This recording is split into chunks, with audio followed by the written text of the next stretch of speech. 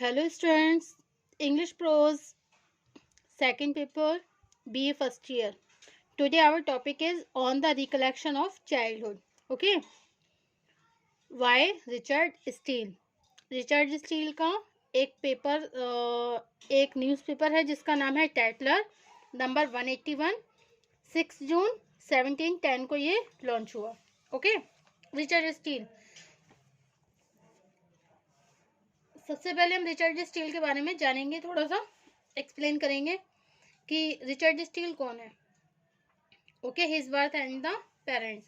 Sir Richard Steele was an Irish writer and politician. Okay.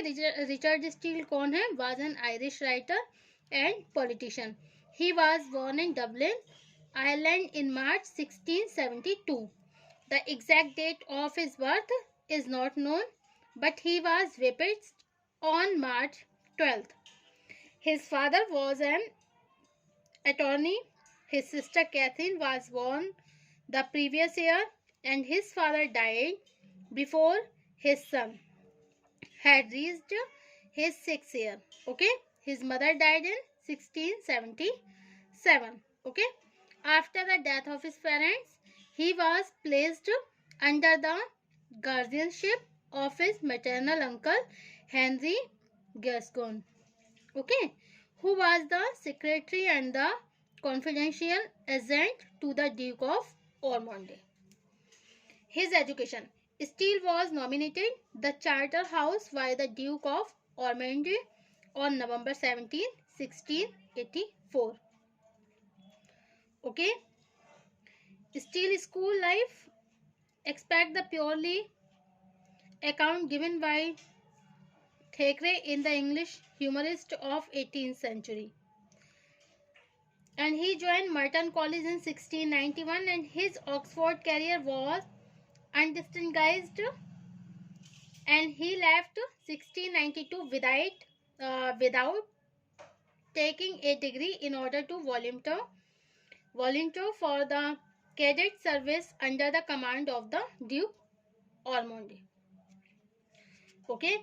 His literary career during military service. During these years of the military service in London, Steele becomes acquainted with a circle of literary and artistic figure. Okay. His financial crisis and marriage. Steele life because his spending habits were impulsive and extravagant. In 1705, he married an elderly and property widow. Okay. Margaret Stretch. She died in 1706. मतलब 1706 में उनकी wife की death हो गई. And leaving him an annual income of 850. Okay. And in 1707, Steele married Mary Sherlock, who died in 1718. The dear proof of a series of the delightful letters he addressed to her. They had 4 children, but only Elizabeth, the eldest daughter, survived to maturity. Okay, Steele lived in considerable style after his second marriage. And on April 12, 1709, Steele launched his own paper, The Tatler, to be published 3 times weekly, partly a newspaper and partly a journal of politics and society events. The Tatler soon features essay on general question of manner. Okay. And Steele died at Carmarthen, Wales on September 1, 1729. 1 सितंबर 1729 को इनकी death हो गई. किनकी? Steel की. Okay. अब come to the point on the recollection of the childhood. Richard Steele. In this essay, Steele tells that different people have their own different view about life. Okay. some people have great regards for their decreased friend at advanced age. People are not much interested in entertainment. Rather, they simply recollect the gloomy moments. Then many have parted from them. The author first left sorrowful at the death of his father when he was only 5, and is reminded of the scene when he had died. He also remembers his mother, a noble, dignified lady, and a very beautiful woman. He has some permanent impression of his childhood which became unforgettable with him. It is the nature of man to remember those things which he had faced in his earlier life. Okay, in this essay, इस essay में steel जो है हमें क्या बता रहे हैं, different people. देखिए अलग अलग तरह के लोग होते हैं, have their own different view, और सबके अलग अलग विचार होते हैं अपने जीवन के बारे में. Some people great regards for some their डिक्रीज फ्रेंड. कुछ तो देखो बहुत ज़्यादा सम्मान देते हैं अपने फ्रेंड को. At advanced age and people are not much interested in the entertainment and rather they simply intellect. मतलब इसमें क्या बताया जा रहा है, रिचर्ड स्टील के अनुसार इसमें क्या बता रहे हैं, एक व्यक्ति को अपने अतीत की स्मृतियों के लिए अवश्य समय रखना चाहिए. ओके, एक व्यक्ति को क्या रखना चाहिए, अपने अतीत की स्मृतियों के लिए अवश्य समय रखना चाहिए.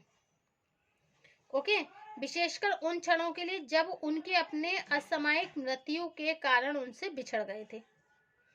उनके लिए इस प्रकार की श्रद्धांजलि होगी, उनके लिए एक प्रकार की श्रद्धांजलि होगी. लेखक स्वयं अपने अतीत के जीवन के दुखद क्षणों को याद करता है. सर्वाधिक दुखद क्षण उसके पिता की मृत्यु का क्षण था जब वो केवल 5 साल का था. ओके, जब लेखक कितने साल का था, केवल 5 साल का था. उसके फादर की डेथ हो गई और यही उसकी, जब उसके फादर की डेथ हो गई थी, यही समझ लो उसके लिए सबसे बुरा समय था, सबसे दुखद क्षण था ये. तो in this essay Steele tells that different people their own different view, अलग अलग तरह के विचार होते हैं सबके और अलग अलग तरह के लोग होते हैं. Some people have great regard for their डिक्रीज फ्रेंड. कुछ तो अपने दोस्तों के लिए मतलब सम्मान रखते हैं. एट एडवांस एज, लेकिन एडवांस एज पर people are not much interested in entertainment. लेकिन पीपल जो है अब इंटरेस्टेड नहीं हो रहे हैं एंटरटेनमेंट की तरफ, मनोरंजन की तरफ. rather they simply recollect the gloomy moments, rather they simply recollect करते हैं gloomy moment, कुछ अपनी स्मृतियों के समय को.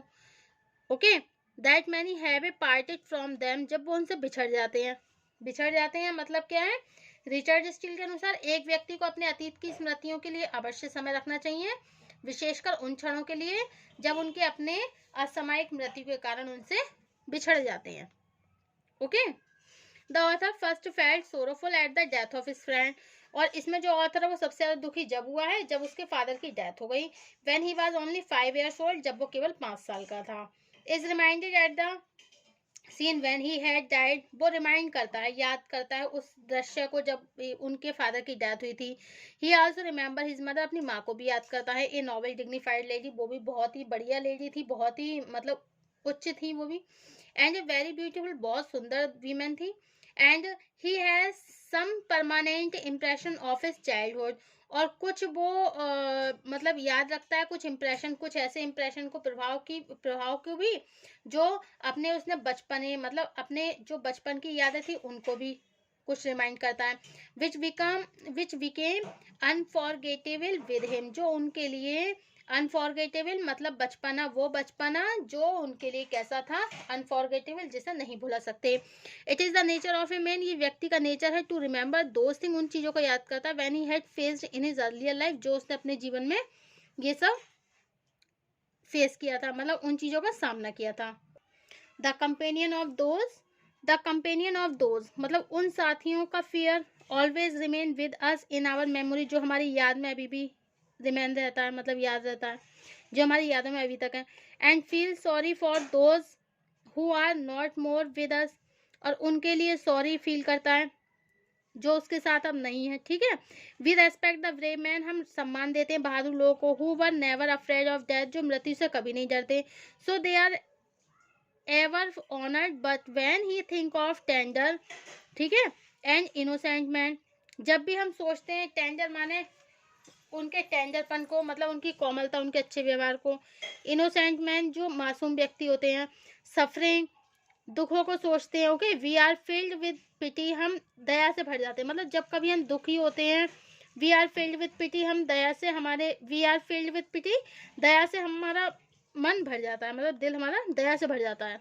ही रिमेंबर द ब्यूटीफुल लेडी, उस लेडी को याद करता है, हु डाइड अनटाइमली, जो कि समय से पहले ही जिसकी डेथ हो गई थी, मतलब अपनी माँ के बारे में ये कह रहे हैं। तो रिचर्ड स्टील के अनुसार एक व्यक्ति को अपने अतीत की स्मृतियों के लिए अवश्य समय रखना चाहिए, विशेषकर उन क्षणों के लिए जब उनके पिता की मृत्यु के कारण वो उनसे बिछड़ गए थे, और जब वो केवल 5 साल के थे। लेखक कहते हैं जीवन केवल वर्तमान समय तक सीमित नहीं है, बल्कि अतीत वर्तमान को आकार प्रदान करने में महत्वपूर्ण भूमिका निभाता है। ओके, अतः किसी को भी अतीत के जीवन को देखने के लिए समय रखना चाहिए।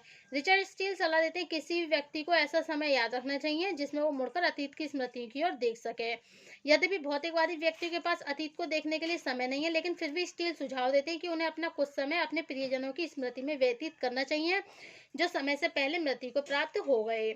हम उन प्रसन्नता से युक्त क्षणों को भी याद करते हैं कि हमने उनके साथ बिताए।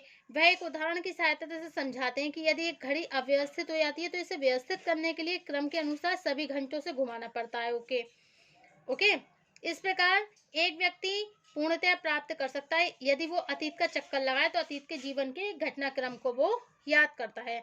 स्टील व्यक्तिगत हो जाता है और अतीत के सर्वाधिक दुखद क्षण अपने पिता की मृत्यु को याद करता है। उस समय सभी बातों को याद करता है वो, जिसमें उसकी आयु 5 साल की थी। अब अपनी माता के दुख से उसने दया और पश्चाताप का भी पाठ सीखा। स्टील के अनुसार बूढ़े लोग अपनी बात की आयु की अपेक्षा युवावस्था के घटनाक्रम को याद करने में अधिक समर्थ होते हैं।